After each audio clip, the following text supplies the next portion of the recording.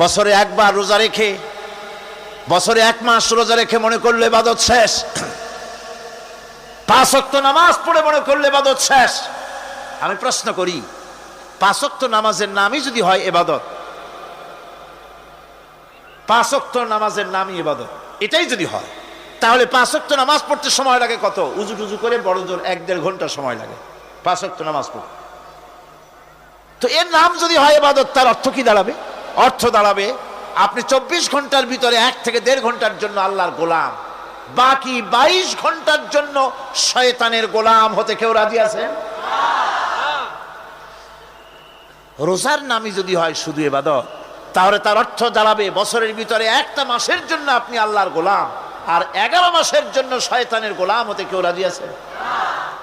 তাহলে বিষয়টা কি? বিষয়টা হচ্ছে নামাজ, রোজা, হজ, যাকাতি শুধুমাত্র ইবাদত নয়, আনুষ্ঠানিক ইবাদত তো বটেই, কম্পালসারি ইবাদত তো বটেই, কিন্তু শুধুমাত্র নামাজ, রোজা, হজ, যাকাত ইবাদত শুধুমাত্র নয়, এগুলি হচ্ছে ইবাদতের পার্ট, ইবাদতের অংশ।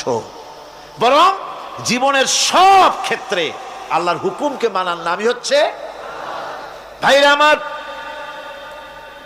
একদিকে নামাজ রোজা করছি, অন্যদিকে আল্লাহর আইনের প্রতিটি ধারাকে লঙ্ঘন করে চলছে, মিথ্যা ওয়াদা করে, মিথ্যা কথা বলে, সুদ খায়, ঘুষ খায়, জেনা করে, এরপরে অন্যের হক নষ্ট করে, প্রতিবেশীর হক নষ্ট করে, হারাম মাল খায়, হকদারের হক নষ্ট করে, প্রতিবেশীর হক নষ্ট করে, জিন্দা মুর্দা মানুষকে নিজের জন্য শক্তিধর বলে মনে করে, এক টুকরা রুটির জন্য অথবা এক ফোঁটা, এক ঘটি পানির জন্য কাফেরের কাছে হাত পেতে দাঁড়ায়া থাকে।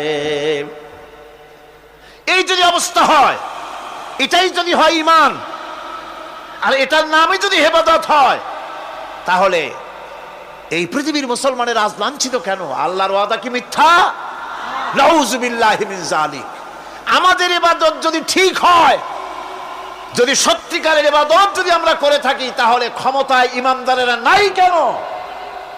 বিশ্ব জুড়ে মুসলমানেরা লাঞ্ছিত কেন? তাহলে বুঝতে হবে ইবাদতের মধ্যে বিরাট গরমিল করে ফেলেছি, ঠিক কিনা? লক্ষ্য করুন, যেই লোকটা হজ করতেছে, উমরা করতেছে, নামাজ পড়তেছে, মসজিদ মাদ্রাসায় চাঁদা দিতেছে, ওই লোকটি আবার ব্যাংকের থেকে সুদের টাকা নিয়ে ব্যবসা চালাইতেছে।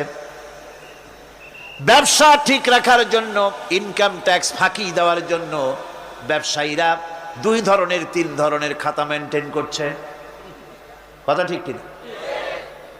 মিথ্যা কথা বলছে, ঘুষ দিতেছে, বেশি করে বিদ্যুতের বিল যাতে না আসে সেজন্য যারা বিদ্যুৎ লাইনে আছে তাদেরকে পয়সা দিয়ে ম্যানেজ করতেছে, ঠিক কিনা?